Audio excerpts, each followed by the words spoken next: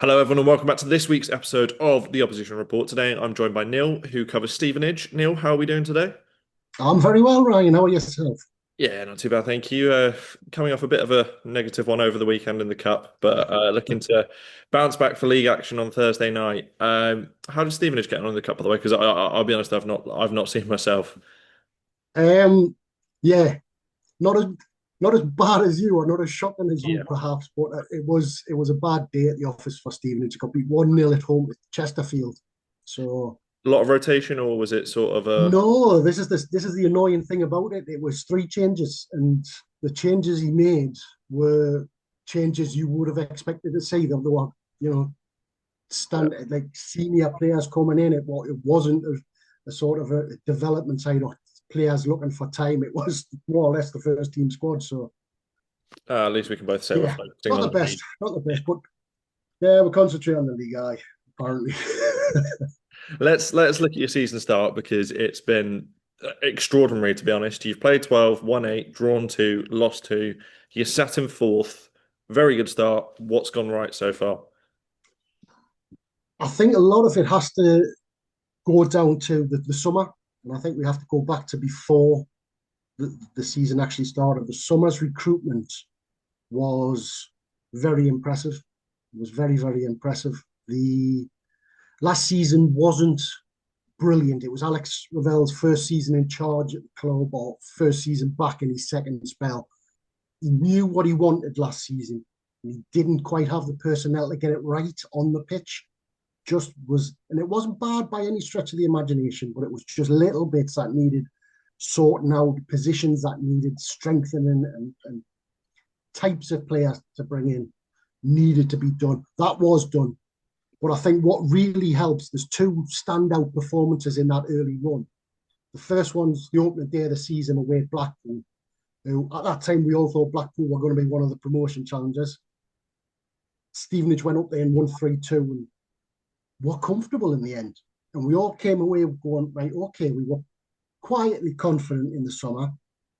That's opened our eyes a little bit into what could be achieved this year. And the other one came not long after. It was away at Port Vale. Wasn't a great performance, and we're getting beat 1-0. And then Jamie Reid scored twice in the last sort of minute or two. Just changes the mood around. Everyone's just that confidence started to rise up again. And it's been like that. There's been games where they've been playing well. They haven't been playing badly. There's only been a couple of off par performances. The rest of the time has been really, really, really decent. It's not been where one person has really stood out and been a superstar. It's just been a sum of the parts sort of deal where everyone's playing at that sort of 7.5 out of 10 mark. Where normally you get two or three. Stevenage has been getting 4 or 5, and that just makes a huge, huge difference. It has been brilliant, brilliant start. Alex Ravel's obviously signed his new deal in sort of the last few, I think it was last week, I want to say. How important to the project is he as the manager? It's a massive. I mean, we're all stunned at the length of the deal. I don't think you get those deals. You certainly don't get those deals at Stevenage. And to get it outside of the Premier League and outside of maybe top end Championship, it's just unheard of. So it shows that Phil Wallace, the chairman, has got full faith in what Revs is trying to do at the club. And Stevenage it wasn't that long ago that there was the whole should have been in the National League thing and only survived because of the Macclesfield sort of debacle. Um, that was only five years ago. So the turnaround has been incredible. But the club is moving in the right direction, and I think having Revs there, he knows the club. He's been at the club for years as a player and as manager and coach and everything. He's seen it all, and he's got a huge affinity with the club. And he's a young coach with good ideas, and it works at Stevenage. Might not work anywhere else, but at Stevenage, he's really got knows what he wants, going for it, getting it right. The board can see that they're backing him as they have done, like I say, in the transfer market. So he is pivotal. It's you perhaps wouldn't get this with any other person. Just that relationship that we've got just works. So yeah, I mean, we'll see how long it goes. I mean, if it goes wrong in a hurry, there could be question marks, but I don't see it. I just don't see a problem coming down the line. Not a massive problem, not a massive glitch. It's all positive. It's all moving in the right direction.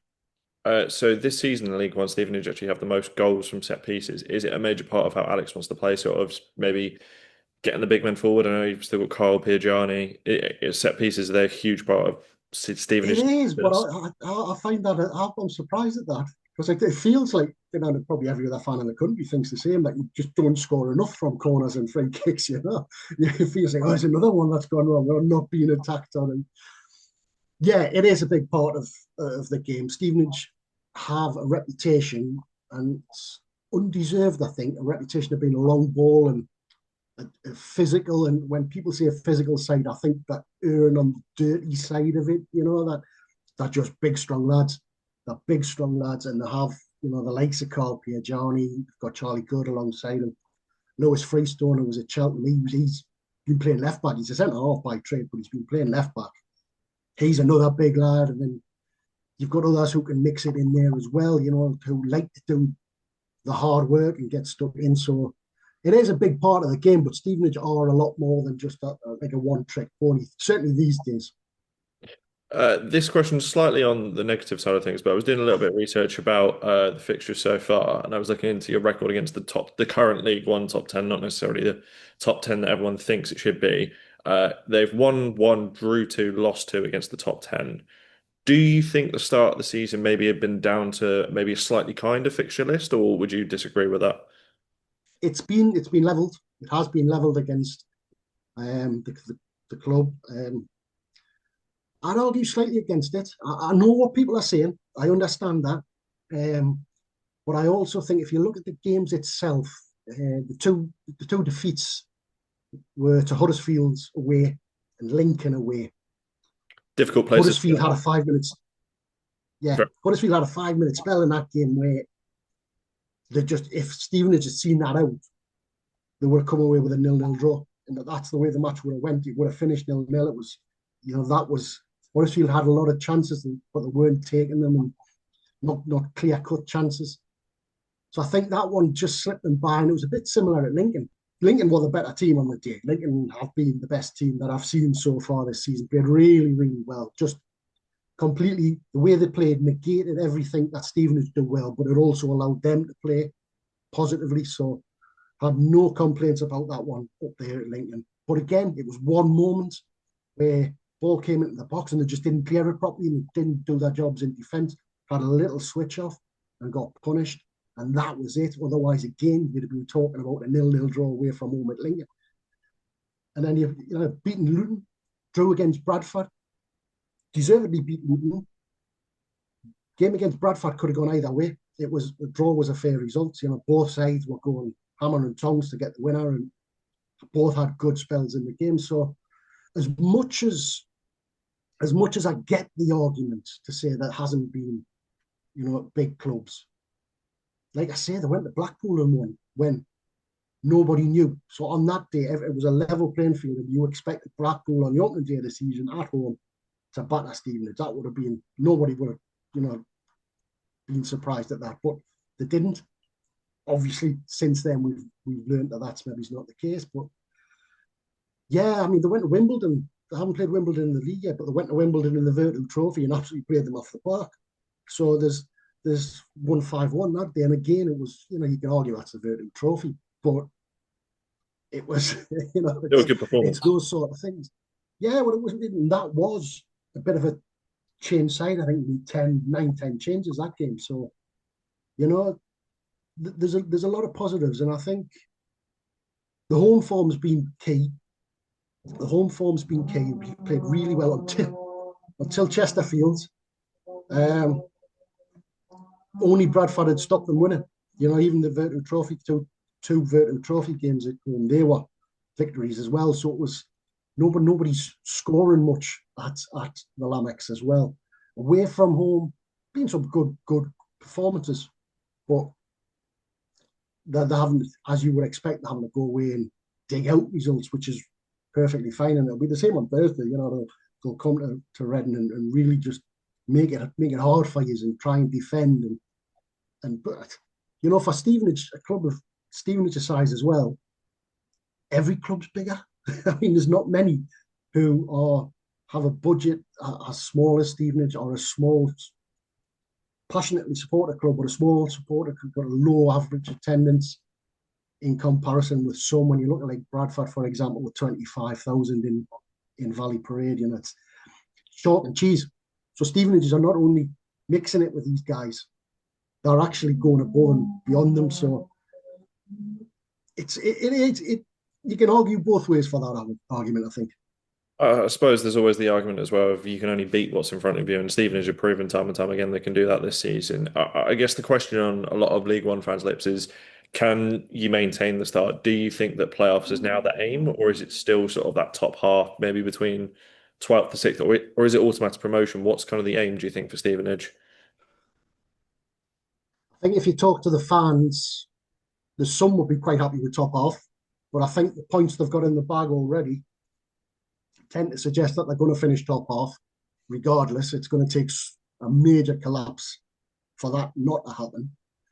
Playoffs is got to be the aim, I think.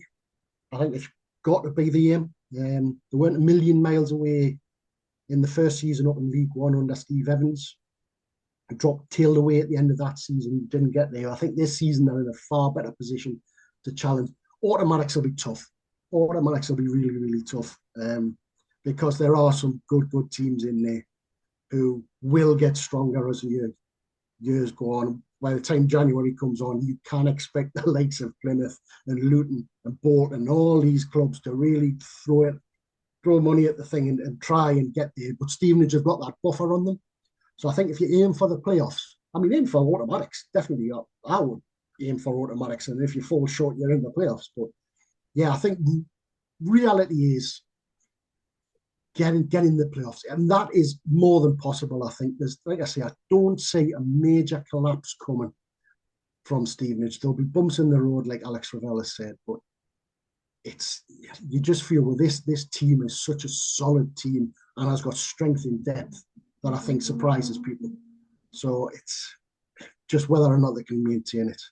You spoke a little bit about the transfer window and how important it's been to Stevenage's success so far. Obviously, a lot of Reading fans will be looking at one name in particular. Chem Campbell spent last season on loan at Reading. Depending on who you speak to within the club, he was a player that maybe Reading should have gone after. Others saying we shouldn't. Some saying we've improved on him. Some saying we shouldn't. So, very divisive character in terms of his performance. What's he been like in the red and white so far? Excellent, has been excellent, and I know Alex Ravel is very, very impressed with him. Very, very impressed with him. He's scored a couple of good goals at important times. He's been getting the nod. One thing that Stevenage did do in the summer was they went out to look for wingers, and they got two left wingers in Chem and in Phoenix Patterson from Fleetwood, who are both quality players and who could start every week. It's been a mixed. Chem's been getting the nod just ahead of Phoenix more often than not. I like him. I think he works hard. And I think I have read things, and maybe that was one thing that Reading fans didn't think. If he didn't do that, he's come into Stevenage and he's been told that you will have to work hard, and he's decided, okay, I'll do it. So he's doing it. He does. Maybe he could be a little bit more. I think he's got the ability to be that little bit more exciting going forward and taking his man on either inside or out. But he does the hard yards backwards as well, and certainly I think that's kept him in the squad a little bit more than Phoenix Patterson. Phoenix Patterson is a great winger. He's an old school winger who just wants to run at people. He's having to learn how to do the defensive bit, whereas Chem's got that little bit more in his locker. So, no, I think, like I say, I mean, I do know has sort of we all looked when he was signed, it was like, right, what do Reading fans say about him? And it was like, oh, okay, we'll have to make our own mind up. And I think at the moment, no qualms about having him in the starting lineup, no problem at all. I think everyone's really impressed with him. And just long may it continue. Let's look at the game then on Thursday night. First of all, any fresh injury concerns going into the game? Is anyone going to be missing? Not that I know of. Not that I know of. They've got a couple of long-term injuries, which aren't going to be anywhere near, but they're slowly coming back. But I think everyone else is available, and it's just a question of who he picks now. And this is the wonderful thing: you go into this each game thinking, right, he could make changes, but is it going to like Upset weaken the that. side? And you think, yeah, probably won't weaken it. There's nothing will really weaken it. It's position. He picks on a game by game basis. It's like, okay, who's going to be best for us, and who's also going to stop them from doing what they want to do. So it's whether that's, for example, like Chairman Phoenix. It's a complete toss up between them two for fourth Thursday, because I think you'll see Phoenix as someone who wants to go and attack the white spaces and really get at you. Whereas Chen, against his old club, he'll have a point to prove. He'll want to show his best foot forward. So, it's you pick and choose. That'll come down to the day, the centre halves. It's been Charlie Good and Carl Piagiani for the majority. Dan Sweeney, though, has been playing very well when he's come in, had a little error on Saturday, but if he came in, you could handle it. Dan Butler coming back in at left back, he came back in on thing. He's there. Well, he's an experienced player who knows what he's doing. So no injury problems, but team selection's always just up in the air. It could be anything. You mentioned Alex Ravel's quite adaptable there almost. Does that also apply with his formation, or has he been going with sort of a set formation in each game so far this season? It goes with the same formation. That won't change. It's a 4-2-3-1, if you like, where it's straight back for two holding midfield players of sort, which have been Jordan Houghton and Harvey White. And then up front, you've got three in behind the lone striker. The lone striker is generally Jamie Reid, but you've got the three in behind Dan Kemp, who can float either side and come in. And then two wingers or wide players. Jordan Roberts maybe is a bit more an inside forward where he comes in. They love to have left wingers to go outside a man and put balls into the middle. Um, I've had this conversation with him many times about formations, and he says, well, it's only a short 4-2-3-1 is only like a small step away from 4-4-2. It's only a small step from this. It's very similar. It's very rare. He says he's got the options if he wanted to go like to a back five of wing backs. Got those options, but this is working. So he's thinking, right, it's working. Players are knowing what they're doing. Why change it? So that's generally that'll be what he goes for. Be surprised if he changes it for Thursday. Who is the one player I really need to watch out for on Tuesday night? I'm going with Thursday night, I should say. I'm going with Chem Campbell in my head, but I'm sure there's another player who you might pick. Chem Campbell is, Chem Campbell or Phoenix Patterson are just two players who will really liven the place up. They'll get you on the edge of your seats when they're going forward. I think the one for me that's playing really well at the minute and has come on leaps and bounds this year, seems to get it this year, is Harvey White in the middle of the park, the ex-Tottenham lad. Came in 3 years ago, and it's took him a long time to get used to coming out of a Premier League academy into a League One side who are completely different. Joke and cheese, Stevenage to Tottenham. But Steve Evans was always one. You're going to work hard. That's one thing Revs has brought in from his mentor. He will only accept hard work. Harvey White loves the tackle now. He's admitted that himself. He says, I love the dark arts of tackling. He's known as a ball player, but he loves the tackle. He'll get stuck in. And he's scoring goals this season, not just from free kicks. He's scoring goals from open play. He's playing really well at the minute. He's got player of the month, I think, for the last two months, and deservedly so. So he's probably the one that if he's on real form, Stevenage can take quite nicely. And finally, score predictions for the game on Thursday. I was going to say Saturday and Thursday. Yeah. There'll not be much in it. Stevenage have been creating chances this season, which was a criticism of last year, but they've been narrow. Once they get ahead, they not necessarily shut up shop, but they don't concede many full stop. I think they'll see the game as a winnable one. I think they see most games as a winnable one. You're going to ask for my opinion, aren't Yeah, yeah, you? I'd say a draw. I mean, I'd be quite happy with a draw. I think Stevenage. It's difficult to say with you guys. I mean, coming off the back of that just horrific final on Saturday, yeah. and Well, a new manager in charge. You don't know what you're going to get. I would expect you'll come flying out the blocks and really put pressure on Stevenage. So for Stevenage, just need to soak it up. If they can win 1-0, brilliant. I see them scoring. I do see Stevenage scoring. So maybe it's one. What was it? Two? Was it 1-1 last year? 2-2? it Can't was remember now. 1-1 last year. 1-1. Yeah, it wouldn't surprise us if that's the result again. I'll go 1. Reading Level 1-1 as well. I think I can't remember off the top. We've had about 4 or 5 this year of 1-1s, so it genuinely wouldn't surprise me. But yeah, thank you very much for joining me today, Neil. Where can Reading fans check out your stuff? If they want to check out more about Stevenage or maybe League One in general, where can they? Well, I would love them to check out my Substack, substack.com. It's NP Metcalf. It's a little publication I call The Borough. I came out, I was made redundant from the newspaper a couple of months ago. So I've come out and I've started doing that on a freelance basis, which is keeping me hand in. And it's keeping us following the club.